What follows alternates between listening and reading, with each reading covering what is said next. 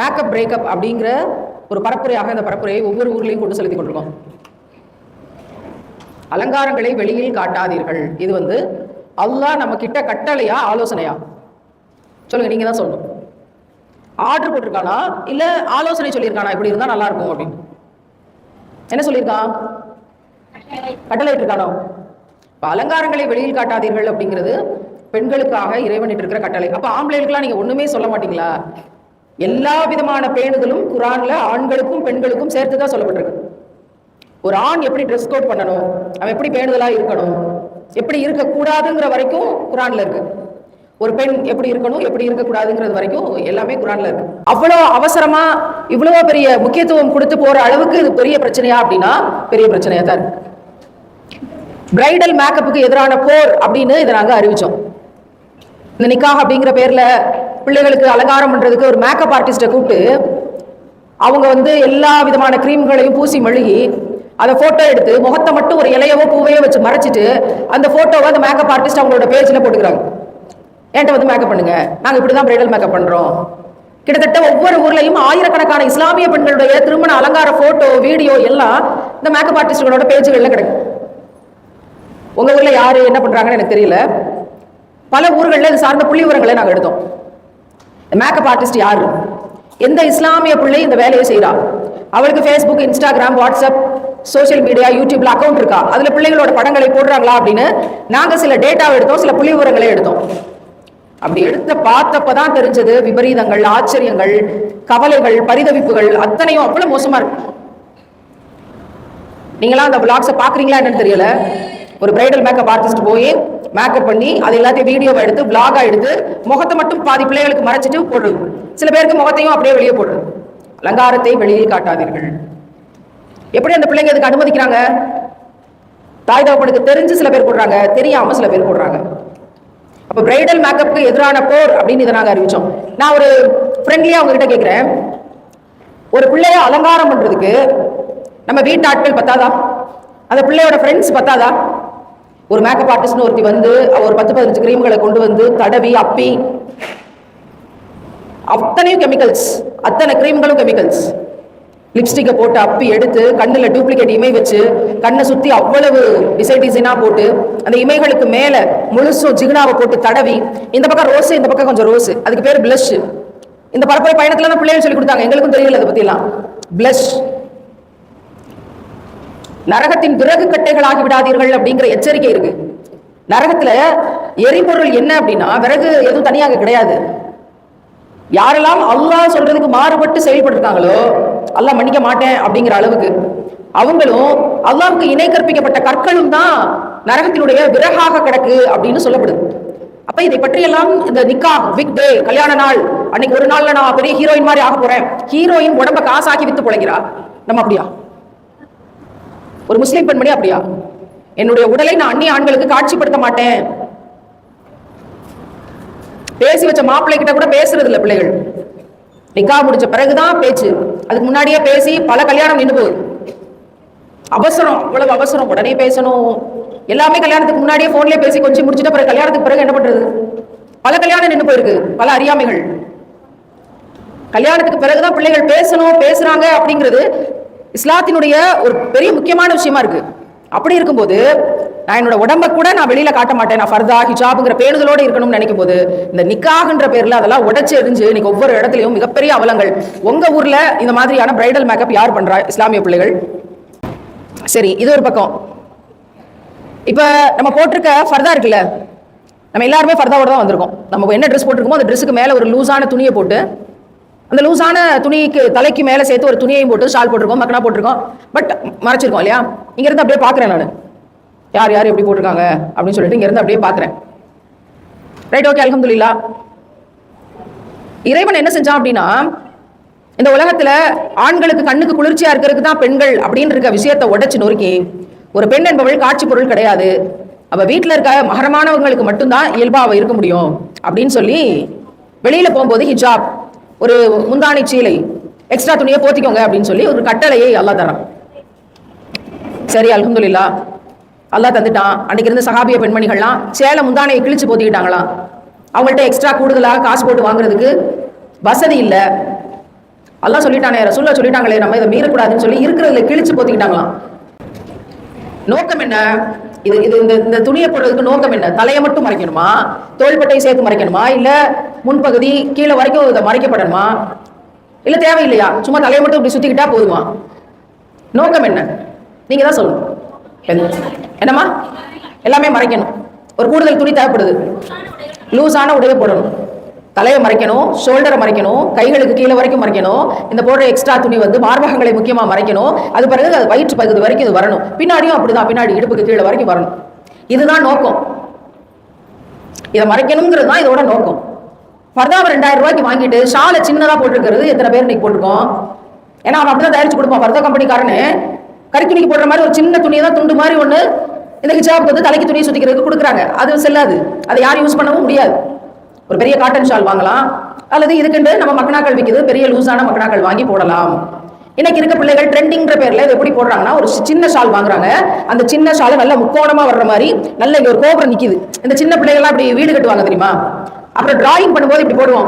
நான் சின்ன பிள்ளைலாம் அப்படிதான், இப்படி ஒரு முக்கோணம் மாதிரி ஒரு ஆர்ட்டை போட்டு 2 கீழே குச்சியை போட்டா வீடு அப்படின்னு அப்படி போட்டுறாங்க. இந்த இடத்துல இப்படி போட்டுட்டு அப்புறம் இங்க மடிச்சு கழுத்தை சுத்தி இங்கிட்ட ஒரு வால் தொங்குது, இங்கிட்ட ஒரு வால் தொங்குது, அவ்வளவுதான். ஹராம். அல்லாஹ்வுக்காக மாத்திக்கங்க. எங்களுக்கெல்லாம் 4 வருஷத்துக்கு முன்னாடி தான் இந்த ஹிஜாபுங்கிற பெரும் பாக்கியம் கிடைச்சது. அதுக்கு முன்னாடி நாங்களும் சேலை கட்டி கொண்டு முடிஞ்ச வரைக்கும் அப்ப என்ன பேணுதலோ அப்படித்தான் இருந்தோம். ஆனால் இந்த ஃபர்தா ஹிஜாப் அந்நிய ஆண்களுக்கு காட்சி பொருள் கிடையாதுங்கிற உச்சகட்ட உணர்வுல எங்களுடைய உடை இல்லை. பிறகு அதை பற்றி தெரிஞ்ச போது நாங்கள் மாற்றிக்கொண்டோம், திருத்தி கொண்டோம். நம்மள இந்த கூட்டத்தில் இருக்கிறவங்க அல்லது இதை கேட்டு மற்றவங்களுக்கு சொல்லக்கூடியவங்க தயவு செய்து மாற்றிக்கொள்ளுங்கள். யாருக்காக? அல்லாஹ்வுக்காக மாற்றிக்கொள்ளுங்கள். ஏன்? நிச்சயமாக நமக்கு மரணம் உண்டு. மரணிச்ச பிறகு அல்லாஹ்வை சந்திக்கிற ஒரு நாள் உண்டு. அல்லாஹ்வுக்கு பிடிக்காத காரியத்தை யாரெல்லாம் செய்யறாங்களோ அவங்களுக்கு அல்லாஹ்வை சந்திப்பதற்கான வாய்ப்பு மறுக்கப்படுகிறது. அதுவே இல்லைன்னா பிறகு நமக்கு என்ன, அது பிறகு நரகம்ங்கிற விஷயம் கிடைச்சுன்னா அல்லாஹ் பாதுகாக்கட்டும். இந்த ட்ரெண்டிங்கிற பேர்ல தலையில ஒரு குடிசையை கட்டி, ஒரு முக்கோண குடிசையை கட்டிட்டு அது பிறகு கழுத்தை சுத்தி இங்கிட்ட ஒரு வால் இங்கிட்ட ஒரு வால் தொங்குறது நோக்கம் இல்லாத ஹிஜாப். தட் மீன்ஸ் நாட் ஹிஜாபி. ஹிஜாபே இல்லை உங்களுக்கு, சும்மா போட்டிருக்காங்க, அதையும் அலங்காரமா போட்டிருக்காங்க. அதுல ஃப்ரில் வைப்பாங்க, பார்க்கணும். 1 2 3 4 5 6 7 8. அப்புறம் இந்த பக்கம் 1 2 3 4 5 6 7 8 ஃப்ரில் வச்சு போடுவோம். என்ன ஆகும்? இங்க அடுக்கடுக்கா வரும். 1 2 3 4 5 6 7 வரிசையா ஃப்ரில் வரும். இங்க இப்படி தூக்கி இருக்கும், இங்க இப்படி தூக்கி இருக்கும். நோக்கம் அடிபட்டு போச்சு. நீங்க போடுற ஹிஜாப்ங்கிறது ரொம்ப அலங்காரமா வெளியே தெரியுது, ஃப்ரில் ரொம்ப அழகா வெளியே தெரியுது, நோக்கம் அடிபட்டு போச்சு. That is equal to not ஹிஜாபி. ஹிஜாப் போடல. அப்போ என்ன நோக்கத்திற்காக இது கொடுக்கப்பட்டது அப்படிங்கிறது விளங்காம இன்னைக்கு இந்த ஹிஜாப்ங்கிற கல்ச்சர் போயிட்டு இருக்கு. இது ஒரு பக்கம் ட்ரெண்டிங்னா, இன்னொரு பக்கம் போடுற ஷால், போடுற ஹிஜாப் எல்லாத்துலயும் ஜிகுனா, ஜமிக்கி, உடஞ்ச கண்ணாடி வளையல், ஸ்டோன் எல்லாத்தையும் ஒட்டி ஜிகு ஜிகு ஜிகு ஜிகுன்னு இருக்க மாதிரி தான் அந்த மக்கனாக்கள் ஷால்கள் ரொம்ப டிசைனரா இன்னைக்கு தயாரிக்கப்படுது, நிறைய வேலைப்பாடுகளோட.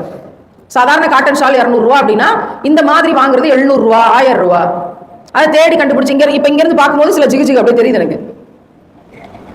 வெளிச்சத்துல பகல்ல வெளியே வெயில போகும்போது டால் அடிக்கும்பாங்க. அதே மாதிரி நைட்டு வெளிச்சத்துல பார்க்கும்போது லைட் வெளிச்சத்துல டால் அடிக்கும்.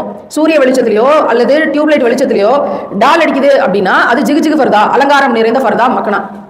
எத்தனை பேரோட ஃபர்தால ஜிகு ஜிகு இல்ல, கண்ணாடி வளையல் இல்ல, ஸ்டோன் ஒர்க் இல்ல, எம்ப்ராய்டரி இல்ல, ஃப்ரில் இல்ல. ஃப்ரில் அடுக்கடுக்கா ஃப்ரில் வச்சு போடுறது.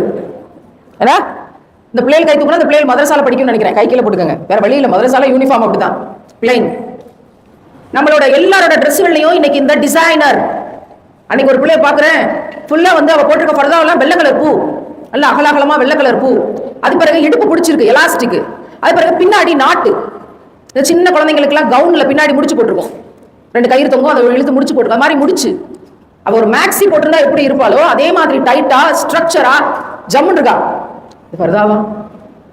இது எப்படி எனக்கு தெரிஞ்சிச்சு? அவ பெரிய ஹிஜாப் போட்டிருந்தா இதெல்லாம் எனக்கு தெரிஞ்சிருக்காது.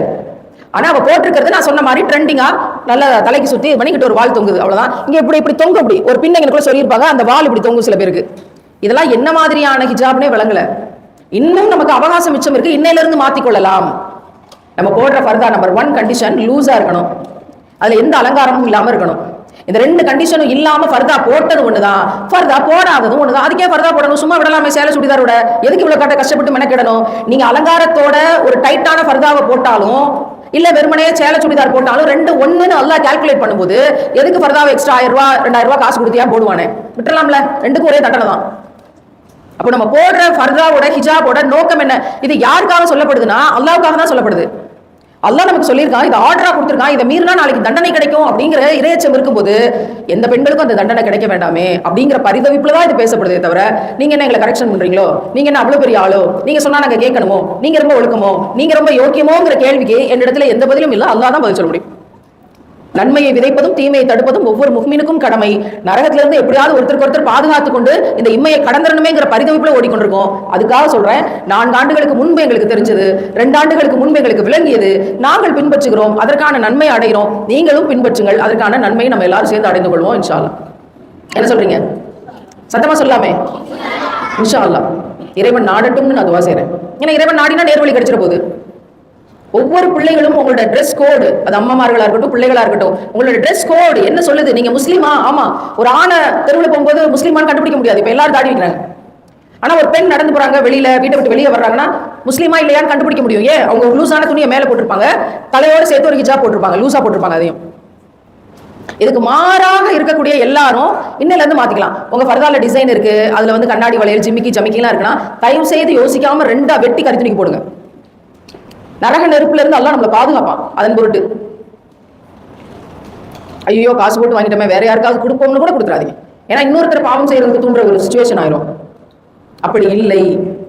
எனவே என்ன மாதிரி இந்த ஹிஜாபை போடுறோம் அப்படிங்கிறதுல நல்லா லூசா போட்டு ஜம்முன்னு அதுக்குள்ள பூந்துக்கிட்டோம் அப்படின்னா ஒரு பாதுகாப்பு கவசத்துக்குள்ள இருக்க மாதிரி ஒரு ஃபீல் வரும். இதே நீங்க அதையே அலங்காரமா போடும்போது அந்த ஃபீல் வராது. நீங்க பிராக்டிஸ் பண்ணி பார்த்தாதான் அந்த ஃபீலை உணர முடியும். அலங்காரத்தை வெளியில் காட்டாதீர்கள் அப்படிங்கிறது 100% இதுலையும் சேர்த்துதான். நம்ம போடுற ட்ரெஸ் கோட்ல இருக்கிற விஷயங்கள் இன்னைக்கு என்ன செஞ்சான்றத ஒரு விளக்கம் சொன்னா உங்களுக்கு புரியும். வீட்டை விட்டு பணக்கார ஆண்கள் வெளியே வரும்போது அவனுக்குலாம் ரொம்ப ஸ்ட்ரெஸ், பணம் சம்பாரிச்சு அவனுக்குலாம் பெரிய ஸ்ட்ரெஸ் ஆயிடுச்சு. அவன்லாம் என்ன செஞ்சானா, வீட்டை விட்டு வெளியே வந்தா பொண்ணுங்களோட உடல் எல்லாம் தன் கண்ணுக்கு தெரியணும், எவ்வளவு தெரியணுமோ அவ்வளவு தெரியணும். அப்ப அவன் கொஞ்சம் ஸ்ட்ரெஸ் ஃப்ரீ ஆகணும், கொஞ்சம் ஹாப்பியா இருக்கணும், அவன் கண்ணுக்கு எல்லா பெண்களும் குளிர்ச்சியா தெரியணுங்கிறதுனாலதான் வெளிநாட்டுக்காரங்க ஃபங்க்ஷனுக்கு ஆண்கள் போகும்போது கோட்டு ஷூட்டு ஷூ டை வரைக்கும் எந்த உறுப்பும் எதுவும் ஆண்களுக்கு வெளியே தெரியாது. ஆனா எல்லாமே வெளியே தெரிகிற மாதிரி தான் பெண்களுக்கு ட்ரெஸ். ஏன்னா ஆணுடைய கண்ணுக்கு பெண் குளிர்ச்சியா தெரியணும் எல்லா ஆண்களுக்கும். அங்கெல்லாம் ட்ரெஸ் வந்து கழுத்து கீழே பாதி மார்பகங்கள் வரைக்கும் இருக்கவே இருக்காது. ட்ரெஸ் கவுன் மாதிரி ஒன்று போட்டு கீழே காலுக்கு கீழே பரண்டுட்டு ஒரு சம்பந்தமே இல்லாம தெருவு கூட்டிட்டு போவாங்க. இதுதான் அவங்களோட ட்ரெஸ், பார்ட்டி வேர் ட்ரெஸ், வெளியே போறதுக்கு ட்ரெஸ் இதுதான். மிஞ்சி போனா பனியனும் பாவடையும் போட்டுட்டு போவாங்க. ஆனா ஆண்கள் எப்படி இருப்பாங்க? எல்லாம் மறைத்து கொண்டு இருப்பாங்க. இந்த கல்ச்சரை நம்ம நாட்டுக்குள்ள கொண்டு வந்து உலகத்தினுடைய எல்லா இடங்களிலும் பரவ செய்து இருக்கும்போதுதான் இஸ்லாம் வருது. பெண்கள் ஆண்களுக்கு காட்சி பொருள் கிடையாது, நீங்க அதை பேணுதலாக மறைத்துக் கொள்ளுங்கள் அப்படிங்கிற ஒரு விஷயம் வருது. அது பிறகு நடந்த விஷயங்கள் தான் இன்னைக்கு ஃபர்தாங்கிற கல்ச்சர் வரைக்கும் வந்து நிக்குது.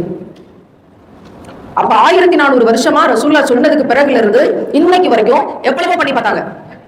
ஸ்கூலுக்குள்ள ஃபர்தா போட்டு வரக்கூடாது, ஸ்கூலுக்குள்ள ஹிஜாபோட வரக்கூடாது, பரீட்சை எழுத ஃபர்தா போட்டு வரக்கூடாது, பரீட்சை எழுத ஹிஜாபோட வரக்கூடாது, ஸ்கூல் காலேஜ்ல இப்ப எல்லா விதத்திலையும் சூழ்ச்சிகளை செஞ்சு பார்த்தாங்க. என்ன காரணம்? எப்படியாவது இந்த இஸ்லாமிய பிள்ளைகளை ஃபர்தா போடாம தடுத்துருவோம், எப்படியாவது உங்களுக்கு ஹிஜாபை கழட்ட வச்சிருவோம். பல விதமா ட்ரை பண்ணி பார்த்தாங்க, முடியல. யாரும் அதை மாத்துற மாதிரி தெரியல, அரைகுறையா ஃபாலோ பண்ணா கூட ஃபாலோ பண்றாங்க, அதை தடுத்து கொண்ட மாதிரி தெரியல. அப்ப சூழ்ச்சிக்காரங்க என்ன செஞ்சாங்கன்னா, உன்னோட ஃபர்தாவையே நான் அலங்காரமா மாத்தி காட்டுறேன், நீ சும்மா வந்தா கூட சுமாரா இருப்ப, இப்ப ஃபர்தாவை போட்டு என் கண்ணுக்கு ரொம்ப குளிர்ச்சியா தெரியுறிய, ரொம்ப டைட்டா போட்டிருக்க, இடுப்புக்கு எலாஸ்டிக் வச்சிருக்க, ஃப்ரில் வச்சு போடுற, அலங்காரம் எம்ப்ராய்டரி, அது பிறகு இன்னைக்கு டிசைனரா இந்த ஹிஜாபை போடுறதுக்குரிய ட்ரைனிங் வேற யூடியூப்ல நடக்குது. இப்லீஸ்கள் அதை தலைமையேற்று செய்து கொண்டிருக்கிறார்கள். எச்சரிக்கையா இருங்க. யூடியூப்ல ஒருத்தி வந்து எப்படி ஒரு ஹிஜாப் எப்படி போடுறதுன்னு எப்படி 20 முறையில சொல்லி தர முடியும்? 20 முறையில சொல்லி தந்தா அதுக்கு பேர் ஹிஜாபா? அழகாக ஹிஜாப் கொடுத்துவது எப்படிங்கிற ட்ரைனிங் எடுப்பதுக்கு பேர், அப்படி அழகாக இருக்கிற மாதிரி இருந்தா அதுக்கு பேர் ஹிஜாபா? வெளியே வரும்போது யார் கண்ணுக்கும் அழகாக தெரியக்கூடாது என்பதற்காக ஃபர்தா ஹிஜாப் கொடுக்கப்பட்டுச்சு. இன்னைக்கு அதையே அலங்காரமா மாத்தி என் கண்ணுக்கு இதோடய உன்னை குளிர்ச்சியா தெரிய வச்சிட்டேன் பாத்தியா அப்படிங்கிற சூழ்ச்சிக்காரர்களோட மாய வலைக்கு இன்றைக்கு சமூகம் 90% அடிமையாக கிடக்கு. இந்த அரங்கமும் சாட்சி, ஒவ்வொரு ஊர்லயும் நாங்க போய்கிட்டு இருக்கோம், எல்லா இடங்களும் சாட்சி. திணிச்சுட்டாங்க, சோசியல் மீடியா வழியா திணிச்சுட்டாங்க. இதை போட்டா தான், இதைத்தான் போடணும், இப்படித்தான், இதுதான் ட்ரெண்டிங் அப்படிங்கிற பேர்ல இப்ப இருக்க ஸ்கூல் காலேஜ் பிள்ளைகள் மனசுல திணிச்சுட்டாங்க, பெரியவங்க மனசுலயும் திணிச்சுட்டாங்க. என்ன செய்யலாம்? இவ்வளவு பெரிய சூழ்ச்சிக்கு பின்னாடி இந்த ஃபர்தா ஹிஜாப்லாம் தயாரிக்கப்படுது அப்படின்னா அந்த சூழ்ச்சியிலிருந்து வெளிவந்து கொஞ்சம் புத்திசாலித்தனமா யோசிச்சு நமக்கு கபர் என்ற ஒன்று உண்டு, மறுமை என்ற ஒன்று உண்டு, அல்லாஹ்வை சந்திக்கிறதுக்காக நம்ம மாத்திக்குவோம் அப்படின்னா இன்னையோட மாத்திக்குவோம் இன்ஷா அல்லாஹ். என்ன சொல்றீங்க எல்லாரும்? இன்ஷா அல்லாஹ் மாத்துவோம். யாராவது ஒருத்தர் இதுல மாறினா கூட இவ்வளவு பெரிய வேலையை செய்யறதுக்கு இது மிகப்பெரிய வெற்றி. ஒருத்தர் மாறினா கூட, ஏன்னா அல்லாஹ் குர்ஆன்ல சொல்றான், நீ ஒரு மனிதனுக்கு உதவி செய்தால் ஒட்டுமொத்த சமூகத்திற்கும் உதவி செய்ததற்கு சமம். இதான் குர்ஆன் நமக்கு தரக்கூடிய மோட்டிவேஷன். இந்த ஃபர்தா என்பதும் மேலே போடுற இந்த ஹிஜாப் என்பதும் டிசைனுக்காக இல்லை, அழகா தெரியக்கூடாதுங்கிறதுக்காக தான்.